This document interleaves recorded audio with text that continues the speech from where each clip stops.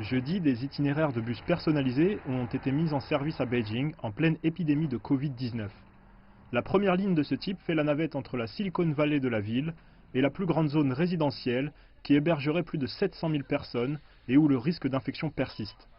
Ce service vise à minimiser les risques encourus lors des correspondances entre les stations de métro et les gares routières.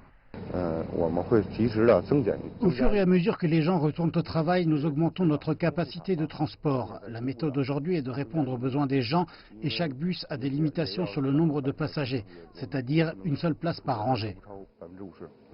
Pendant l'épidémie, plus de 1100 lignes de bus régulières et 150 navettes circulent à Beijing, mais la ville veut en faire plus. Le projet des services personnalisés a été préparé au cours des 10 derniers jours, de la collecte des opinions des habitants à la mise en place d'itinéraires de gare en fonction des besoins. Jusqu'à présent, plus de 20 000 personnes et 300 entreprises ont demandé ce service. J'ai fait ma demande via WeChat et on m'a dit que ma réservation avait été approuvée hier. C'est vraiment pratique et c'est la première fois que je prends le bus. De nombreuses précautions sont prises sur ces services de bus alternatifs.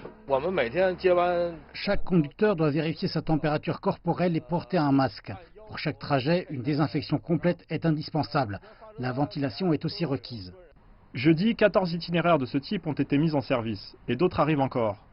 Les passagers ne seront facturés que 8 yuan pour 20 km et 3 yuan pour 5 km supplémentaires. Bien que le trajet pour aller au travail me prenne 1h30, il permet d'économiser le temps et les efforts utilisés pendant les correspondances et aussi de renforcer relativement la sécurité.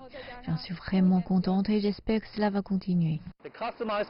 Ce service de bus personnalisé n'est qu'une option pour les passagers durant cette période.